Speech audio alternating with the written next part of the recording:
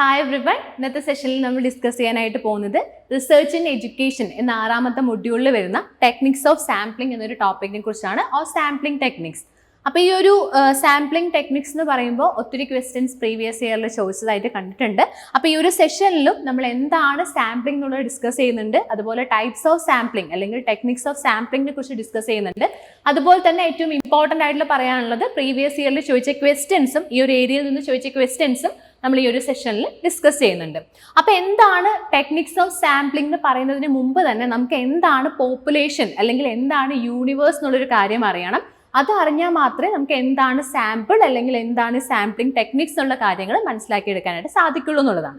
അപ്പോൾ എന്താണ് പോപ്പുലേഷൻ എന്ന് പറയുന്നതിന് മുമ്പ് തന്നെ നമുക്കൊരു റിസർച്ച് ചെയ്യുന്നതിനുള്ളൊരു എക്സാമ്പിൾ അല്ലെങ്കിൽ ഒരു ടോപ്പിക്ക് പറയാം. അപ്പോൾ അതിനെ ബേസ് ചെയ്തുകൊണ്ട് പറയുന്ന സമയത്ത് നിങ്ങൾക്ക് കൂടുതലായിട്ട് എന്താണ് സാമ്പിൾ അല്ലെങ്കിൽ എന്താണ് പോപ്പുലേഷൻ എന്നുള്ള കാര്യം അല്ലെങ്കിൽ ആ ഒരു ഐഡിയ കൃത്യമായിട്ട് മനസ്സിലാക്കാൻ സാധിക്കുന്നുള്ളതാണ്. അപ്പോൾ ഒരു എക്സാമ്പിൾ പറയുകയാണെന്നുണ്ടെങ്കിൽ ഒരു റിസർച്ച് നടന്ന ഒരു സ്റ്റഡി ആയിരുന്നു relationship between perceived teacher behaviour and math phobia among secondary school students. അതായത് സെക്കൻഡറി സ്കൂൾ സ്റ്റുഡൻസിനുള്ള മാത്ത് ഫോബിയ, നമുക്കറിയാം അല്ലേ, മാത്ത് ഫോബിയ എന്ന് പറയുമ്പോൾ എക്സ്ട്രീം ഫിയർ ഓഫ് മാത്തമാറ്റിക്സ് എന്നുള്ളതാണ്. അപ്പോൾ ആ ഒരു സെക്കൻഡറി സ്കൂൾ സ്റ്റുഡൻസിനുള്ള മാത്ത് ഫോബിയയും അതുപോലെ അവരെ പഠിപ്പിക്കുന്ന മാത്സ് ടീച്ചേഴ്സിനോടുള്ള പെർസെപ്ഷൻ, കുട്ടികളുടെ പെർസെപ്ഷൻ, അതായത് ടീച്ചർ എങ്ങനെ ക്ലാസ് എടുക്കുന്നു, ആ ടീച്ചേഴ്സിനെ കുറിച്ചുള്ള ഒരു അഭിപ്രായം അല്ലെങ്കിൽ അവരുടെ ഒരു പെർസെപ്ഷൻ, അതിനെക്കുറിച്ചുള്ള ഒരു റിലേഷൻഷിപ്പ് സ്റ്റേറ്റ് ചെയ്യുന്ന ഒരു സ്റ്റഡിയാണ് ഈ ഒരു relationship between perceived teacher behaviour and math phobia among secondary school students എന്നുള്ളത്. അപ്പൊ ഇവിടെ പോപ്പുലേഷൻ എന്ന് പറയുന്നത് എന്താ? പോപ്പുലേഷൻ എന്ന് പറയുന്നത് അവിടെ കൃത്യമായിട്ട് മെൻഷൻ ചെയ്യുന്നുണ്ട്. എമംഗ് സെക്കൻഡറി സ്കൂൾ സ്റ്റുഡൻസ് എന്ന് പറയുമ്പോൾ ആ സെക്കൻഡറി സ്കൂൾ സ്റ്റുഡൻസ് ആണ് ഇവിടെ ഈ ഒരു സ്റ്റഡിന്റെ പോപ്പുലേഷൻ. അതായത് പോപ്പുലേഷൻ എന്ന് പറയുമ്പോൾ നമ്മൾ ആരെയാണ് നമ്മളിവിടെ ആ ഒരു സ്റ്റഡി ചെയ്യാൻ നമ്മൾ ആരെയാണ് സെലക്ട് ചെയ്യുന്നത്? ആ ഒരു എൻറ്റയർ പോപ്പുലേഷനെയാണ് അല്ലെങ്കിൽ ആ ഒരു എൻറ്റയർ, ഇപ്പോൾ ഇവിടെ സെക്കൻഡറി സ്കൂൾ സ്റ്റുഡൻസ് എന്ന് പറയുമ്പോൾ ആ എൻറ്റയർ സെക്കൻഡറി സ്കൂൾ സ്റ്റുഡൻസിനെയാണ് ഇവിടെ പോപ്പുലേഷനായിട്ട് കൺസിഡർ ചെയ്യുന്നത്. ഓക്കെ, അപ്പോൾ എന്താണ് പോപ്പുലേഷൻ എന്നുള്ള കാര്യം മനസ്സിലായി. നമുക്കിനി പോപ്പുലേഷനെ ഡിഫൈൻ ചെയ്തത് എങ്ങനെയാണെന്നുള്ളത് നോക്കാം. The population or universe represents the entire group of units which is the focus of the study. Okay, ഇപ്പൊ നമ്മൾ ഇപ്പൊ ഈ പറഞ്ഞ സ്റ്റഡി എന്ന് പറയുമ്പോൾ ഇവിടെ സെക്കൻഡറി സ്കൂൾ സ്റ്റുഡൻസ് ആണ് ഇവിടെ പോപ്പുലേഷൻ ആയിട്ട് വരുന്നത്. പക്ഷേ എല്ലാ കേസിലും അല്ലെങ്കിൽ എല്ലാ സ്റ്റഡിയിലും ഹ്യൂമൻ ബീങ്സ് മാത്രമാണ് പോപ്പുലേഷൻ എന്നുള്ളൊരു തെറ്റായ ധാരണ ആർക്കും ഉണ്ടാവാനായിട്ട് പറ്റില്ല. കാരണം നമുക്കറിയാം, ഇപ്പൊ റിസർച്ച് നടത്തുക എന്ന് പറയുമ്പോൾ അത് എല്ലാ രീതിയിലും റിസർച്ച് നടത്താറുണ്ട്, എല്ലാ ഏരിയാസിലും റിസർച്ച് നടത്താറുണ്ട്. ഇപ്പോൾ ഒരു എക്സാമ്പിൾ പറയുകയാണെന്നുണ്ടെങ്കിൽ, ഇപ്പോൾ ഒരു കമ്പനി പുതിയൊരു പ്രൊഡക്ട്സ് നിർമ്മിച്ചു എന്ന് വിചാരിക്കാം. അപ്പോൾ ആ പ്രൊഡക്ട്സ് നിർമ്മിക്കുന്ന സമയത്ത് അതിനെക്കുറിച്ചുള്ള എന്തെങ്കിലും റിസർച്ച് നടത്തുകയാണെന്നുണ്ടെങ്കിൽ അല്ലെങ്കിൽ ആ പ്രൊഡക്ട്സിനെ കുറിച്ച് എന്തെങ്കിലും റിസർച്ച് നടത്തുകയാണെന്നുണ്ടെങ്കിൽ അവിടുത്തെ പോപ്പുലേഷൻ എന്താ? ആ ഒരു പ്രൊഡക്ട്സ് ആയിരിക്കും അവിടുത്തെ പോപ്പുലേഷൻ എന്ന് പറയുന്നത്. അപ്പോൾ അതാണ് രണ്ടാമത്തെ പോയിന്റ്സ് ആയിട്ട് ഇവിടെ പറഞ്ഞിരിക്കുന്നത്.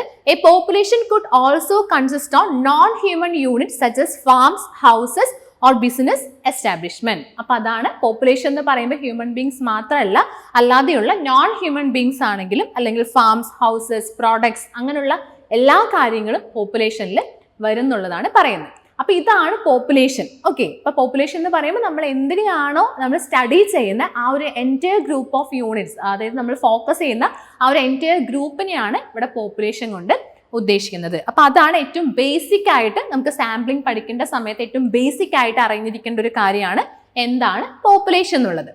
ഇനി എന്താണ് സാമ്പിൾ അല്ലെങ്കിൽ എന്താണ് സാമ്പിളിംഗ് എന്നാണ് നമുക്കറിയാം. ഇപ്പൊ കഴിഞ്ഞ എക്സാമ്പിൾ പറയാമെന്നുണ്ടെങ്കിൽ ഇവിടെ സെക്കൻഡറി സ്കൂൾ സ്റ്റുഡൻസ് ആണ് പോപ്പുലേഷൻ എന്ന് പറഞ്ഞു. അപ്പൊ നമുക്കറിയാം, ഇപ്പോൾ ഒരു റിസർച്ച് ചെയ്യുന്ന സമയത്ത് റിസർച്ചറിനെ സംബന്ധിച്ചിടത്തോളം ഈ എല്ലാ സെക്കൻഡറി സ്കൂൾ സ്റ്റുഡൻസിനെയും പോപ്പുലേഷനായി കണക്കാക്കി അവരിൽ റിസർച്ച് നടത്തുക എന്ന് പറഞ്ഞാൽ അത് ഇമ്പോസിബിൾ ആണ് അല്ലേ? കാരണം നമുക്ക് സമയം നഷ്ടമാണ്, അതുപോലെ തന്നെ ഭയങ്കര എക്സ്പെൻസീവ് ആണ്, അതുപോലെ തന്നെ ചിലപ്പോൾ ഇത്രയും പോസിബിൾ ആവണമെന്നില്ല. അപ്പൊ അതുകൊണ്ട് തന്നെ അവിടെ റിസർച്ചർ ചെയ്യേണ്ട ഒരു കാര്യം അല്ലെങ്കിൽ റിസർച്ചർ ചെയ്യുന്ന ഒരു കാര്യം എന്താണെന്ന് വെച്ചാൽ ആ പോപ്പുലേഷനിൽ നിന്നും ഒരു സബ്സെറ്റ് ഓഫ് പോപ്പുലേഷൻ, അതായത് സബ്സെറ്റ് ഓഫ് പോപ്പുലേഷൻ എന്ന് പറഞ്ഞാൽ ആ ഒരു എൻറ്റയർ പോപ്പുലേഷനിൽ നിന്നും അതൊന്നില്ലെങ്കിൽ റിസർച്ചറുടെ കൺവീനിയൻസിനനുസരിച്ച് അതിൽ നിന്ന് കുറച്ച് പേരെ സെലക്ട് ചെയ്യുന്നതാവാം, അല്ലെങ്കിൽ റാൻഡംലി ചൂസ് ചെയ്യുന്നതാവാം. അങ്ങനെ ഏതൊരു രീതിയിലാണെങ്കിലും പോപ്പുലേഷനിൽ നിന്നും കുറച്ച് പേരെ സെലക്ട് ചെയ്ത് അവരെ വെച്ച് സ്റ്റഡി ചെയ്യുന്ന ആ ഒരു രീതിനെയാണ് അല്ലെങ്കിൽ ആ ഒരു സെലക്ട് ചെയ്യുന്ന ആ ഗ്രൂപ്പിനെയാണ്, സബ്സെറ്റ് ഓഫ് പോപ്പുലേഷനെയാണ് സാമ്പിളിംഗ് കൊണ്ട് ഉദ്ദേശിക്കുന്നത്. ഓക്കെ, മനസ്സിലായി എന്ന് വിചാരിക്കുന്നു. ആദ്യം നമ്മുടെ പോപ്പുലേഷൻ ഉണ്ട്. അപ്പൊ ആ എൻറ്റയർ പോപ്പുലേഷനിൽ സ്റ്റഡി ചെയ്യാന്ന് വെച്ചാൽ അത് ഇമ്പോസിബിൾ ആയിട്ടുള്ള കാര്യമാണ്. അപ്പൊ അതുകൊണ്ട് തന്നെ ആ പോപ്പുലേഷനിൽ നിന്നും കുറച്ച് പേര് സെലക്ട് ചെയ്യുന്നതിനെയാണ് സാമ്പിൾ കൊണ്ട് ഉദ്ദേശിക്കുന്നത്. ആ സെലക്ട് ചെയ്തവരെയാണ് സാമ്പിൾ കൊണ്ട് ഉദ്ദേശിക്കുന്നത്. അപ്പൊ പിന്നീട് നമ്മൾ ഫർദർ റിസർച്ച് എങ്ങനെയായിരിക്കും? ആ സാമ്പിളിനെ വെച്ചിട്ടായിരിക്കും ഫർദർ റിസർച്ചർ അവിടെ കണ്ടക്ട് ചെയ്യുക. അപ്പൊ ആ ഒരു രീതിയാണ് സാമ്പിളിംഗ് കൊണ്ട് ഉദ്ദേശിക്കുന്നത്. Okay, sampling means selecting some individuals or a small subset of the population which makes statistical inferences from them and estimates the characteristics of the entire population. അപ്പോൾ പിന്നീട് റിസർച്ചർ അവിടെ മെൻഷൻ ചെയ്യുന്ന കാര്യം ഇതാണ് നമ്മുടെ ഗ്രൂപ്പ് എന്ന് പറയുന്ന, അല്ലെങ്കിൽ ഇതാണ് നമ്മുടെ പോപ്പുലേഷൻ എന്ന് പറഞ്ഞിട്ടായിരിക്കും പിന്നീട് ആ ഒരു റിസർച്ച് പിന്നെ മുന്നോട്ട് പോവാന്നുള്ളതാണ്. അപ്പൊ ഈ ഒരു സെക്കൻഡറി സ്കൂൾ സ്റ്റുഡൻസിന് ഞാൻ ഓൾറെഡി പറഞ്ഞു. അപ്പൊ സെക്കൻഡറി സ്കൂൾ സ്റ്റുഡൻസിന് എടുക്കുന്ന സമയത്ത് അത് ഇമ്പോസിബിൾ ആണ്. അതുകൊണ്ട് ഇവിടെ റിസർച്ചേഴ്സ് ചിലപ്പോൾ എന്ത് ചെയ്യാം, ആ സെക്കൻഡറി സ്കൂൾ സ്റ്റുഡൻസ്, ഇപ്പൊ ടോട്ടൽ ഒരു പാലക്കാട് ജില്ലയിലുള്ള സെക്കൻഡറി സ്കൂൾ സ്റ്റുഡൻസിനെയാണ് എടുക്കുന്നതെന്ന് വിചാരിക്കാം. അപ്പൊ അതിൽ തന്നെ അദ്ദേഹം സെലക്ട് ചെയ്തിട്ടുള്ള സ്കൂളിൽ നിന്നും എടുക്കുക, അല്ലെങ്കിൽ എന്താ ഇപ്പൊ പല രീതിയിൽ നമുക്ക് സാമ്പിളിംഗ് ടെക്നിക്സ് ഉണ്ട്. അപ്പൊ അതാണ് നമ്മൾ ഡിസ്കസ് ചെയ്യുന്നത്. അപ്പൊ റിസർച്ചറുടെ കൺവീനിയൻസിനനുസരിച്ചോ അല്ലെങ്കിൽ റാൻഡോ ആയിട്ടോ എങ്ങനെയാണെങ്കിലും ചൂസ് ചെയ്യുന്ന രീതിയാണ് സാമ്പിളിംഗ് കൊണ്ട് ഉദ്ദേശിക്കുന്നത്. അപ്പൊ ഇനി ഈ റിസർച്ചർക്ക് ഈ പോപ്പുലേഷനിൽ നിന്നും സാമ്പിളിംഗ് എങ്ങനെയൊക്കെ ചെയ്യാന്നുള്ള ടെക്നിക്സ് ആണ് അടുത്തതായിട്ട് നമ്മൾ ഡിസ്കസ് ചെയ്യാനായിട്ട് പോകുന്നത്. അപ്പോൾ ശ്രദ്ധിക്കുക, ഇത് അത്രയും ഇമ്പോർട്ടൻ്റ് ആയിട്ടുള്ള ടോപ്പിക് ആണ്. കാരണം പ്രീവിയസ് ഇയർ ക്വസ്റ്റ്യൻസ് നമ്മൾ ഈ ഒരു സെഷനിൽ ഉൾപ്പെടുത്തിയിട്ടുണ്ട്. അപ്പൊ അത് നോക്കിയാൽ തന്നെ മനസ്സിലാവും അത്രയും ക്വസ്റ്റ്യൻസ് ഈ ഒരു സെഷനിൽ നിന്നും ചോദിച്ചിട്ടുണ്ട്. അപ്പൊ അതുകൊണ്ട് തന്നെ ഓരോ സാമ്പിളിംഗ് ടെക്നിക്സും എന്താണെന്നുള്ളത് കൃത്യമായിട്ട് എക്സാമ്പിൾ വെച്ച് തന്നെ പറയുന്നുണ്ട്. അപ്പൊ അത് ശ്രദ്ധിക്കുക എന്നുള്ളതാണ്. ഓക്കെ, ഇതാണ് നമ്മൾ പറഞ്ഞ കാര്യം എന്ന് പറയുന്നത്. അതായത് എൻറ്റയർ പോപ്പുലേഷൻ ഇവിടെ ഉണ്ട്. അപ്പൊ റിസർച്ചർ എന്ത് ചെയ്യുന്നു, ആ ഒരു പോപ്പുലേഷനിൽ നിന്നും കുറച്ച് പേരെ സെലക്ട് ചെയ്യുന്നു, അവരാണ് സാമ്പിൾ. അപ്പൊ ഈ ഒരു സാമ്പിളിനെ വെച്ചിട്ടായിരിക്കും പിന്നെ ഫർദർ റിസർച്ച് നടക്കുക എന്നുള്ളതാണ്. ഇനി സാമ്പിളിംഗ് ടെക്നിക്സ്. ഇപ്പൊ സാമ്പിളിംഗ് ടെക്നിക്സ് എന്ന് പറയുമ്പോൾ നമ്മൾ പറഞ്ഞു പോപ്പുലേഷനിൽ നിന്നും സാമ്പിളിനെ സെലക്ട് ചെയ്യുന്ന ആ ഒരു ടെക്നിക്സിനെയാണ് സാമ്പിളിംഗ് ടെക്നിക്സ് കൊണ്ട് ഉദ്ദേശിക്കുന്നത്. അപ്പൊ there are two types of sampling. One is probability sampling and the other one is non-probability sampling. അപ്പൊ പ്രോബബിലിറ്റി സാമ്പിളിംഗ് ഉണ്ട്, നോൺ പ്രോബബിലിറ്റി സാമ്പിളിംഗ് ഉണ്ട്. അപ്പൊ ഞാൻ നേരത്തെ പറഞ്ഞതുപോലെ പ്രോബബിലിറ്റി സാമ്പിളിംഗ് എന്ന് പറയുമ്പോൾ റിസർച്ചർ അവിടെ റാൻഡംലി ചൂസ് ചെയ്യുക. അപ്പൊ റിസർച്ചറിന്റെ കൺവീനിയൻസിനൊന്നും നോക്കാതെ തന്നെ റാൻഡംലി ആ പോപ്പുലേഷനിൽ നിന്നും ചൂസ് ചെയ്യുന്ന രീതിയാണ് പ്രോബബിലിറ്റി സാമ്പിളിംഗ് കൊണ്ട് ഉദ്ദേശിക്കുന്നത്. അതായത് നമുക്കറിയാം, ഇപ്പോൾ പ്രോബബിലിറ്റി നമ്മൾ പഠിച്ച കാര്യമാണ്. ഇപ്പോൾ ഒരു കോയിൻ ടോസ് ചെയ്യുന്ന സമയത്ത് അവിടെ ഹെഡ് വരാനും ടെയിൽ വരാനും ഈക്വൽ ചാൻസസ് ആണ് അല്ലേ, അല്ലെങ്കിൽ ഈക്വൽ പ്രോബബിലിറ്റി ആണ്. അതെങ്ങനെയാ? 1/2 ആണ്. അതായത് ടെയിൽ വരാനുള്ള ചാൻസും ഹെഡ് വരാനുള്ള ചാൻസും അവിടെ 1/2 ആണ്. അതായത് 50-50 ചാൻസസ് ആണുള്ളത്. അതുപോലെ ഇപ്പോൾ ഒരു ഡൈസ് ടോസ് ചെയ്യുകയാണെന്നുണ്ടെങ്കിലും അവിടെയും എല്ലാത്തിനും 1 വരാൻ, 2 വരാൻ, അങ്ങനെ 6 വരെയുള്ള നമ്പേഴ്സിന് എന്താ ഈക്വൽ ചാൻസസ് ആണ്. അപ്പോൾ ഓരോന്നിനും 1/6 ചാൻസസ് ആണെന്നുള്ളത് നമുക്ക് ഓൾറെഡി അറിയുന്ന കാര്യമാണ് അല്ലേ. അപ്പൊ അത് തന്നെയാണ് ഇവിടെ പറയുന്നത്. അപ്പൊ ഈ ഒരു പ്രോബബിലിറ്റി സാമ്പിളിംഗ് എന്ന് പറയുമ്പോഴും ആ പോപ്പുലേഷനിലുള്ള എല്ലാവർക്കും ഈ സാമ്പിളിലോട്ട് വരാൻ ഈക്വൽ ചാൻസസ് ആണ്. ഓക്കെ, അതായത് ഞാൻ നേരത്തെ പറഞ്ഞൊരു കേസ് ആണെങ്കിൽ ആ സെക്കൻഡറി സ്കൂൾ സ്റ്റുഡൻസ് എന്ന് പറഞ്ഞു. അപ്പൊ ആ സെക്കൻഡറി സ്കൂൾ സ്റ്റുഡൻസ് ആയിട്ട് വരുന്ന എല്ലാവർക്കും ഈക്വൽ ചാൻസസ് ആണ് ഒരു സാമ്പിളിലോട്ട് വരാനായിട്ട്. അപ്പൊ അതിനെയാണ് പ്രോബബിലിറ്റി സാമ്പിളിംഗ് കൊണ്ട് ഉദ്ദേശിക്കുന്നത്. നോൺ പ്രോബബിലിറ്റി സാമ്പിളിംഗ് എന്ന് പറയുമ്പോൾ ഇവിടെ അങ്ങനെ എല്ലാവർക്കും ഈക്വൽ ചാൻസസ് അല്ല വരിക. ചിലപ്പോൾ റിസർച്ചറുടെ കൺവീനിയൻസിനനുസരിച്ചിട്ടോ അല്ലെങ്കിൽ റിസർച്ചർ ചിലപ്പോൾ എന്തെങ്കിലും ഒരു ക്രൈറ്റീരിയ വെച്ച് ചൂസ് ചെയ്യുന്ന ഒരു രീതിയാണ് നോൺ പ്രോബബിലിറ്റി സാമ്പിളിംഗ് കൊണ്ട് ഉദ്ദേശിക്കുന്നത്. അപ്പൊ ഇവിടെ പോപ്പുലേഷനിലുള്ള എല്ലാവർക്കും ഈക്വൽ ചാൻസസ് ആയിരിക്കില്ല വരിക എന്നുള്ളതാണ് ഇവിടെ എടുത്ത് പറയേണ്ട ഒരു ഫീച്ചർ എന്ന് പറയുന്നത്. അപ്പൊ ഈ ഒരു പ്രോബബിലിറ്റി സാമ്പിളിംഗിലും നോൺ പ്രോബബിലിറ്റി സാമ്പിളിംഗിലും 4 ടെക്നിക്സ് ആണുള്ളത്, അല്ലെങ്കിൽ 4 മെത്തേഡ്സ് ആണുള്ളത്. പ്രോബബിലിറ്റി സാമ്പിളിംഗിലുള്ള മെത്തേഡ്സ് ആണ് ഇവിടെ മെൻഷൻ ചെയ്തിരിക്കുന്നത്. First one simple random sampling, second one systematic sampling, third one stratified sampling and fourth one is clustered sampling. അപ്പൊ simple random sampling, systematic sampling, stratified sampling and clustered sampling. അപ്പൊ ഇത്രയും sampling techniques ആണ് probability സാമ്പിളിംഗിൽ വരുന്നത്. അതുപോലെ non probability sampling എന്ന് പറയുമ്പോൾ convenient sampling വരുന്നുണ്ട്, quota sampling, purposive sampling and final one is snowball sampling. അപ്പൊ ഇത് എക്സാമിന് ചോദിക്കാനുള്ള ഒരു പോസിബിലിറ്റി എങ്ങനെയാന്ന് വെച്ചാൽ ചിലപ്പോൾ 4 ഓപ്ഷൻസ് ആയിരിക്കുമല്ലോ. അപ്പൊ ആ ഒരു 4 ഓപ്ഷൻസിലും 3 എണ്ണം ചിലപ്പോൾ പ്രോബബിലിറ്റി സാമ്പിളിംഗ് ആയിട്ട് തരും, ഒരെണ്ണം ചിലപ്പോൾ നോൺ പ്രോബബിലിറ്റി സാമ്പിളിംഗിന്റെ ഒരു ടെക്നിക്കായിട്ട് തരും. അപ്പൊ അതിൽ നിന്ന് നോൺ പ്രോബബിലിറ്റി സാമ്പിളിംഗിലുള്ള മെത്തേഡ് എന്താണെന്ന് ചൂസ് ചെയ്യാൻ പറഞ്ഞാൽ നമുക്ക് അറിയണം. അപ്പൊ അതുകൊണ്ട് തന്നെ പ്രോബബിലിറ്റി സാമ്പിളിംഗും നോൺ പ്രോബബിലിറ്റി സാമ്പിളിംഗും ഏതൊക്കെയാണെന്നുള്ളത് കൃത്യമായിട്ട് ഡിഫറൻഷിയേറ്റ് ചെയ്തിട്ട് തന്നെ പഠിക്കാനായിട്ട് ശ്രമിക്കുക എന്നുള്ളതാണ്. അപ്പോൾ രണ്ടിലും 4 ടെക്നിക്സ് ആണുള്ളത്. അപ്പോൾ നമുക്ക് ആദ്യം തന്നെ എന്താണ് പ്രോബബിലിറ്റി സാമ്പിളിംഗ് എന്നുള്ളത് നോക്കാം. പ്രോബബിലിറ്റി സാമ്പിളിംഗ് ഞാൻ ഓൾറെഡി പറഞ്ഞു, എല്ലാവർക്കും ഈക്വൽ ചാൻസസ് ആണ് വരിക എന്നുള്ളത്. അപ്പോൾ ഇനി probability sampling every individual in the population has a non zero chances of being selected. അപ്പൊ non zero chances of being selected എന്ന് പറയുമ്പോൾ എന്താ, എല്ലാവർക്കും ഈക്വൽ ചാൻസസ് ആണെന്നുള്ളതാണ്. This ensures that the sample is representative of the population. അപ്പൊ ഇങ്ങനെ എല്ലാവർക്കും equal chances ആണെന്ന് പറയുമ്പോൾ നമ്മൾ അങ്ങനെ പോപ്പുലേഷനിൽ നിന്നും സാമ്പിളിനെ സെലക്ട് ചെയ്യുന്ന സമയത്ത് ആ ചെറിയ സാമ്പിളും എന്തായിരിക്കും, ആ പോപ്പുലേഷനെ റെപ്രസെൻറ്റേറ്റ് ചെയ്യുന്ന ഒരു സാമ്പിൾ ആയിരിക്കും നമുക്ക് കിട്ടുക എന്നുള്ളതാണ് ഇവിടെ റിസർച്ച് പറയുന്നത്. അപ്പോൾ ഏറ്റവും കൂടുതൽ നല്ല റിസൾട്ട് കിട്ടാനായിട്ട് ചൂസ് ചെയ്യേണ്ട ഒരു മെത്തേഡും ഈ ഒരു പ്രോബബിലിറ്റി സാമ്പിളിംഗ് ആണ്. കാരണം എന്താ, ഇങ്ങനെ റാൻഡം ആയിട്ട് ചൂസ് ചെയ്യുന്ന സമയത്ത് ഇവിടെ റിസർച്ചറിന്റെ ഒരു ബയാസും ഇവിടെ വരുന്നില്ല. അപ്പോൾ അതുകൊണ്ട് തന്നെ നമുക്ക് നല്ലൊരു റിസൾട്ട് അല്ലെങ്കിൽ ആ ഒരു സ്റ്റഡിക്ക് നല്ലൊരു റിസൾട്ട് കിട്ടുന്നുള്ളതാണ് ഇവിടെ റിസർച്ചർ പറയുന്നത്. അപ്പോൾ ഈ ഒരു പ്രോബബിലിറ്റി സാമ്പിളിംഗിൽ വരുന്ന ഒന്നാമത്തെ ടെക്നിക്കാണ് സിമ്പിൾ റാൻഡം സാമ്പിളിംഗ്. അപ്പോൾ ഈ സിമ്പിൾ റാൻഡം സാമ്പിളിംഗിന്റെ ഡെഫിനിഷനും പ്രോബബിലിറ്റി സാമ്പിളിംഗിന്റെ ഡെഫിനിഷനും ആയിട്ട് അത്രയും മാച്ച് ആണ്. കാരണം എന്താ, ഈ ഒരു സിമ്പിൾ റാൻഡം സാമ്പിളിംഗിലും എല്ലാവർക്കും ഈക്വൽ ചാൻസസ് ആണ് വരിക എന്നുള്ളതാണ്. ഒരു എക്സാമ്പിൾ പറയുകയാണെന്നുണ്ടെങ്കിൽ ഓരോ സാമ്പിളിംഗ് ടെക്നിക്സിലും എക്സാമ്പിൾ പറയാം. എക്സാമ്പിൾ പറയുന്ന സമയത്ത് നമുക്ക് ഈസി ആയിട്ട് ഇപ്പോൾ ഒരു എക്സാമിന് അത് ചോദിക്കുന്ന സമയത്ത് ഈസി ആയിട്ട് നമുക്ക് ഈ ഒരു എക്സാമ്പിൾ മനസ്സിലാക്കിയാൽ തന്നെ നമുക്ക് ആൻസർ ചെയ്യാൻ പറ്റുന്നുള്ളതാണ്. അപ്പോൾ സിമ്പിൾ റാൻഡം സാമ്പിളിംഗിന് ഒരു എക്സാമ്പിൾ പറയുകയാണെന്നുണ്ടെങ്കിൽ ഇപ്പോൾ ഒരു ക്ലാസ് റൂമിൽ ഒരു 50 സ്റ്റുഡൻസ് ഉണ്ടെന്ന് വിചാരിക്കാം. അപ്പോൾ ആ 50 സ്റ്റുഡൻസിൽ ഒരു 10 സ്റ്റുഡൻസിന് ടീച്ചർക്ക് എന്ത് ചെയ്യണം, ഒരു ക്വിസ് കോമ്പറ്റീഷന് വേണ്ടിയിട്ട് സെലക്ട് ചെയ്യണമെന്ന് വിചാരിക്കാം. അപ്പോൾ ഇവിടെ ടീച്ചറുടെ ഇഷ്ടത്തിന് സെലക്ട് ചെയ്താൽ അതൊരു ബയാസ് ഉണ്ടാവും. കാരണം എല്ലാവർക്കും ഒരു ഫേവറബിൾ സ്റ്റുഡൻസ് ഉണ്ടാവും. എത്രയൊക്കെ പറഞ്ഞാലും എന്താ, അവിടെ ഒരു പാർഷ്യാലിറ്റി ഉണ്ടാവും, അങ്ങനെയുള്ള കാര്യം ഉണ്ടാവും. അപ്പോൾ അതുകൊണ്ട് തന്നെ ടീച്ചറുടെ ഇഷ്ടപ്രകാരം സെലക്ട് ചെയ്യാന്നുണ്ടെങ്കിൽ അവിടെ ഒരു ബയാസിന് ചാൻസ് ഉണ്ട്.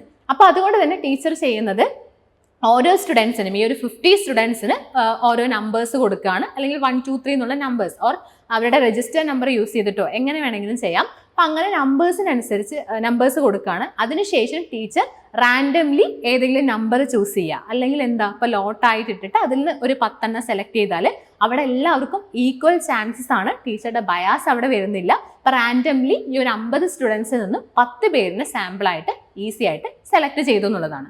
അപ്പോൾ ഇതാണ് സിമ്പിൾ റാൻഡം സാമ്പിളിങ്ങിന് എക്സാമ്പിൾ ആയിട്ട് വരുന്നത്. So in simple random sampling, each individual in the population has an equal chance of being selected. This can be done by assigning the numbers to each member of the population and then randomly selecting the numbers using tools like random number tables or software. അപ്പോൾ നമുക്ക് എങ്ങനെ വേണമെങ്കിലും ഈ ഒരു രീതി choose ചെയ്യാന്നുള്ളതാണ്. ഈ ഒരു രീതിയിൽ നമുക്ക് സാമ്പിളിനെ ചൂസ് ചെയ്യാന്നുള്ളതാണ് ഇവിടെ പറയുന്നത്. അപ്പോൾ അത്രയും സിമ്പിളാണ് ഇവിടെ സിമ്പിൾ റാൻഡം സാമ്പിളിങ്ങിനെ കുറിച്ച് പറയാമെന്നുണ്ടെങ്കിൽ. അപ്പോൾ അടുത്തതായിട്ടുള്ള ഒരു ടെക്നിക്കാണ് systematic sampling. Okay, systematic sampling. ഇപ്പോൾ സിസ്റ്റമാറ്റിക് സാമ്പിളിംഗ് എന്ന് പറയുമ്പോൾ ആ പേരിൽ തന്നെ ഉണ്ട്. റിസർച്ചർ ഇവിടെ ഒരു സിസ്റ്റമാറ്റിക് ആയിട്ട് സാമ്പിളിനെ ചൂസ് ചെയ്യുന്ന രീതിയാണ് സിസ്റ്റമാറ്റിക് സാമ്പിളിംഗ് കൊണ്ട് ഉദ്ദേശിക്കുന്നത്.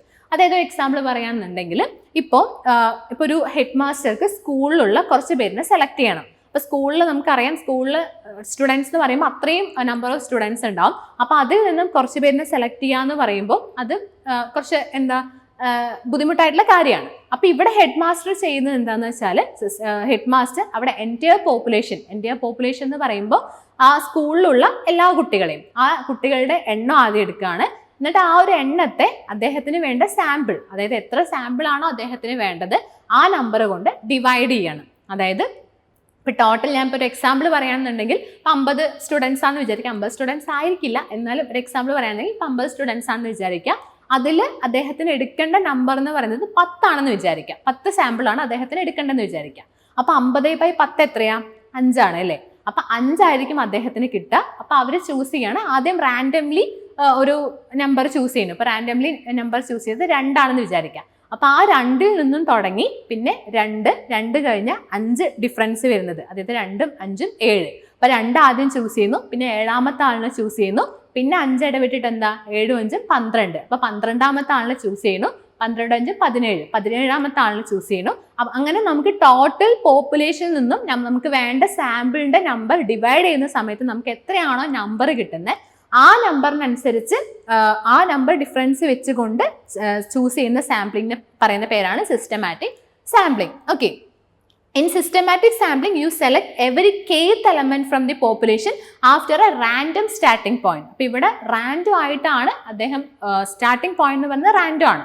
അതായത് എക്സാമ്പിൾ പറയുകയാണെന്നുണ്ടെങ്കിൽ ഇപ്പോൾ ചിലപ്പോൾ ആദ്യം ഒന്നാമത്തെ ആളിൽ നിന്ന് തന്നെ അദ്ദേഹം സെലക്ട് ചെയ്യണമെന്നില്ല, ചിലപ്പോൾ രണ്ടാമത്തെ ആളിൽ നിന്നാവാം സെലക്ട് ചെയ്യുക, അല്ലെങ്കിൽ മൂന്നാമത്തെ ആളിൽ നിന്നാവാം തുടങ്ങാം. അപ്പോൾ സ്റ്റാർട്ടിംഗ് പോയിന്റ് ഇവിടെ റാൻഡം ആണ്. അതിനുശേഷം ഈ ഒരു നമുക്ക് കിട്ടിയ നമ്പർ വെച്ചുകൊണ്ട് ഓരോരുത്തരെയും സെലക്ട് ചെയ്യുന്ന രീതിയാണ് സിസ്റ്റമാറ്റിക് സാമ്പിളിംഗ് കൊണ്ട് ഉദ്ദേശിക്കുന്നത്. The value of K is determined by dividing the population size by the sample size. Okay, അതിനാണ് ഇവിടെ കെ കൊണ്ട് റെപ്രസെൻറ്റേറ്റ് ചെയ്യുന്നത്. അപ്പോൾ K equal to N by N എന്ന് പറയുമ്പോൾ നമ്മുടെ എൻറ്റയർ പോപ്പുലേഷൻ ആണ്, and small N represent the sample size. This method is easier to execute than simple random sampling while still maintaining randomness. അപ്പോൾ ഇവിടെ randomness നമുക്ക് നല്ല രീതിയിൽ മെയിൻറ്റെയിൻ ചെയ്യുകയാണെന്നുണ്ടെങ്കിൽ, അതായത് അവിടെ ഹെഡ് മാസ്റ്റർ ഒരു ബയാസും കൂടാതെയാണ് ഇപ്പോൾ ആദ്യം സ്റ്റാർട്ടിംഗ് പോയിന്റ് തുടങ്ങിയതെങ്കിൽ പിന്നെ എന്തായിരിക്കും സിമ്പിൾ റാൻഡം സാമ്പിളിങ്ങിനെക്കാട്ടിലും ഈസിയർ ആയിട്ടുള്ള ഒരു മെത്തേഡാണ് ഈ സിസ്റ്റമാറ്റിക് സാമ്പിളിംഗ് എന്ന് പറയുന്നത്. കാരണം എന്താ, ഇവിടെ അദ്ദേഹത്തിൻ്റെ ഒരു ബയാസും വരുന്നില്ല, ഇവിടെയും നമുക്ക് റാൻഡം ആയിട്ടാണ് ചൂസ് ചെയ്യുന്നത്. പക്ഷെ ആകെ ഉള്ളൊരു ക്രൈറ്റീരിയ ഇവിടെ ഇത് മാത്രമേ ഉള്ളൂ, K equal to N by N എന്നൊരു ഫോമുല വെച്ച് ഒരു നമ്പർ കിട്ടുന്നു. ആ നമ്പറിനനുസരിച്ച് ചൂസ് ചെയ്യുന്ന സാമ്പിളിങ്ങിനെയാണ് സിസ്റ്റമാറ്റിക് സാമ്പിളിംഗ് കൊണ്ട് ഉദ്ദേശിക്കുന്നത്. So next one is stratified sampling. അപ്പോൾ നമ്മുടെ പ്രോബബിലിറ്റി സാമ്പിളിംഗിൽ വരുന്ന മൂന്നാമത്തെ മെത്തേഡാണ് സ്ട്രാറ്റിഫൈഡ് സാമ്പിളിംഗ് എന്ന് പറയുന്നത്. അപ്പോൾ സ്ട്രാറ്റിഫൈഡ് സാമ്പിളിംഗ് എന്ന് പറയുമ്പോൾ ഇവിടെ ആദ്യം റിസർച്ചർ ചെയ്യുന്നത് ഓരോ സ്ട്രാറ്റി ആയിട്ട് പോപ്പുലേഷനെ ഡിവൈഡ് ചെയ്യുന്നു എന്നുള്ളതാണ്. ഓക്കെ, ഓരോ സ്ട്രാറ്റി ആയിട്ട് എന്ന് പറയുമ്പോൾ ഒരു ഗ്രൂപ്പ് ഓഫ് പീപ്പിൾ ആയിട്ട് അല്ലെങ്കിൽ ഒരു ഗ്രൂപ്പ് ഓഫ് സ്റ്റുഡൻസ് ആയിട്ട് ആദ്യം ക്ലാസിഫൈ ചെയ്യുന്നു. അതിൽ നിന്നും ഓരോ ഗ്രൂപ്പിൽ നിന്നും റാൻഡം ആയിട്ട് ചൂസ് ചെയ്യുന്ന ഒരു രീതിയാണ് സ്ട്രാറ്റിഫൈഡ് സാമ്പിളിംഗ് കൊണ്ട് ഉദ്ദേശിക്കുന്നത്. In stratified sampling, the population is divided into subgroups or strata based on a specific characteristic such as age, gender or income level. After dividing the population into strata, random samples are taken from each stratum. അപ്പോൾ ഇവിടെയും random sampling തന്നെയാണ്. അപ്പോൾ അതുകൊണ്ടാണ് ഈ ഒരു stratified സാമ്പിളിങ്ങും നമ്മുടെ probability സാമ്പിളിംഗിൽ ഉൾപ്പെടാൻ കാരണം ഇവിടെ റിസർച്ചർ എന്ത് ചെയ്യുന്നു, ഓരോ സ്ട്രാറ്റി ആക്കിയിട്ട് ഡിവൈഡ് ചെയ്യുന്നു. പക്ഷെ ആ സ്ട്രാറ്റി ആക്കി ഡിവൈഡ് ചെയ്താലും ആ ഓരോ സ്ട്രാറ്റിയിൽ നിന്നും ഈക്വൽ നമ്പർ ഓഫ് സ്റ്റുഡൻസിന് അല്ലെങ്കിൽ ഈക്വൽ നമ്പർ ഓഫ് ഡാറ്റ അദ്ദേഹം എന്ത് ചെയ്യുന്നുണ്ട്, ചൂസ് ചെയ്യുന്നുണ്ട് എന്നുള്ളതാണ്. അപ്പോൾ അത് റാൻഡം ആയിട്ടാണ് ചൂസ് ചെയ്യുന്നത്, അത് ശ്രദ്ധിക്കുക. റാൻഡം ആയിട്ടാണ് ഓരോ സ്ട്രാറ്റിയിൽ നിന്നും അദ്ദേഹം ചൂസ് ചെയ്യുന്നത്. അപ്പോൾ അതാണ് സ്ട്രാറ്റിഫൈഡ് സാമ്പിളിംഗ് കൊണ്ട് ഉദ്ദേശിക്കുന്നത്. ഓക്കെ, അപ്പോൾ സ്ട്രാറ്റിഫൈഡ് സാമ്പിളിംഗിൻ്റെ ഒരു എക്സാമ്പിൾ പറയുകയാണെന്നുണ്ടെങ്കിൽ ഇപ്പോൾ റിസർച്ച് ഒരു സെക്കൻഡറി സ്കൂൾ സ്റ്റുഡൻസിനെ തന്നെയാണ്, അല്ലെങ്കിൽ സെക്കൻഡറി സ്കൂൾ സ്റ്റുഡൻസും ഹയർ സെക്കൻഡറി സ്കൂൾ സ്റ്റുഡൻസിനെയാണ് ഒരു സെലക്ട് ചെയ്യുന്നതെന്ന് വിചാരിക്കാം. അപ്പോൾ അതിൽ തന്നെ അദ്ദേഹം 9th സ്റ്റുഡൻസ്, 10th സ്റ്റുഡൻസ്, അതുപോലെ +1 സ്റ്റുഡൻസ്, +2 സ്റ്റുഡൻസ്, അതുപോലെ അങ്ങനെ ഓരോ സ്ട്രാറ്റി ആക്കിയിട്ട് അദ്ദേഹം ഡിവൈഡ് ചെയ്യുന്നു ആദ്യം. അതിനുശേഷം ഓരോ സ്ട്രാറ്റിയിൽ നിന്നും ഈക്വൽ സ്റ്റുഡൻസ്, ഇപ്പോൾ 9th ക്ലാസ്സിൽ നിന്നും 10 സ്റ്റുഡൻസ്, 10th ക്ലാസ്സിൽ നിന്നും 10 സ്റ്റുഡൻസ്, 11th ക്ലാസ്സിൽ നിന്നും 10 സ്റ്റുഡൻസ്, അങ്ങനെ ഓരോ സ്ട്രാറ്റിൽ നിന്നും ഈക്വൽ നമ്പർ ഓഫ് സ്റ്റുഡൻസിനെ റാൻഡംലി ചൂസ് ചെയ്യുന്ന രീതിയാണ് സ്ട്രാറ്റിഫൈഡ് സാമ്പിളിംഗ് കൊണ്ട് ഉദ്ദേശിക്കുന്നത്. അപ്പോൾ അടുത്തതാണ് ക്ലസ്റ്റർ സാമ്പിളിംഗ്. ഇപ്പോൾ ക്ലസ്റ്റർ സാമ്പിളിംഗ് എന്ന് പറയുമ്പോഴും അദ്ദേഹം ആദ്യം ഓരോ ക്ലസ്റ്റർ ആയിട്ട് അല്ലെങ്കിൽ ഓരോ ഗ്രൂപ്പ് ഓഫ് സ്റ്റുഡൻസ് ആയിട്ട് ആദ്യം ഡിവൈഡ് ചെയ്യാണ്. ഗ്രൂപ്പ് ഓഫ് സ്റ്റുഡൻസ് ഞാൻ പറയുന്നത് അത് എന്ത് വേണമെങ്കിലും ആവാം, അത് നമ്മൾ എന്താണോ റിസർച്ച് നടത്തുന്നത് അല്ലെങ്കിൽ എന്താണോ സ്റ്റഡി ചെയ്യാൻ ഉദ്ദേശിക്കുന്നത് അവരെയാണ് ഉദ്ദേശിക്കുന്നത്. ഈ ഒരു ക്ലസ്റ്റർ സാമ്പിളിംഗ് എന്ന് പറയുമ്പോൾ ആദ്യം അവരെ ഗ്രൂപ്പ് ആക്കുന്നു. ആ ഗ്രൂപ്പ് ആക്കിയതിനു ശേഷം ആ ഗ്രൂപ്പിൽ നിന്ന് റാൻഡംലി ഒരു ഗ്രൂപ്പിനെ ചൂസ് ചെയ്തുകൊണ്ട് ആ ഗ്രൂപ്പിൽ വരുന്ന പോപ്പുലേഷൻ അല്ലെങ്കിൽ ആ ഗ്രൂപ്പിൽ വരുന്ന എൻറ്റയർ സ്റ്റുഡൻസിനെ വെച്ച് സ്റ്റഡി ചെയ്യുന്ന രീതിയാണ് ക്ലസ്റ്റർ സാമ്പിളിംഗ് കൊണ്ട് ഉദ്ദേശിക്കുന്നത്. ഒരു എക്സാമ്പിൾ പറയുകയാണെന്നുണ്ടെങ്കിൽ ഇപ്പോൾ വലിയൊരു യൂണിവേഴ്സിറ്റി എന്ന് വിചാരിക്കാം. അപ്പോൾ ആ ഒരു വലിയ യൂണിവേഴ്സിറ്റിയിലുള്ള എല്ലാ സ്റ്റുഡൻസിനെയും വെച്ച് ഒരു റിസർച്ച് നടത്താമെന്ന് വെച്ചാൽ അത് പോസിബിൾ അല്ല. അപ്പോൾ അതുകൊണ്ട് തന്നെ ആദ്യം അദ്ദേഹം ചെയ്യുന്നത് ഓരോ ക്ലസ്റ്റർ ആക്കി മാറ്റുന്നു, അതായത് ഓരോ ഡിഫറെൻറ്റ് ഫാക്കൽറ്റീസ് ആക്കി മാറ്റുന്നു എന്ന് വിചാരിക്കാം. അതായത് ആ ലാർജർ യൂണിവേഴ്സിറ്റിയിൽ നിന്ന് ആർട്സ് ഒരു ക്ലസ്റ്ററാണ്, സയൻസ് ഒരു ക്ലസ്റ്ററാണ്, കൊമേഴ്സ് ഒരു ക്ലസ്റ്ററാണ്, അങ്ങനെ ഓരോ ഫാക്കൽറ്റീസിനെയും ഓരോ ക്ലസ്റ്ററായിട്ട് ആദ്യം ഡിഫറൻഷിയേറ്റ് ചെയ്തു.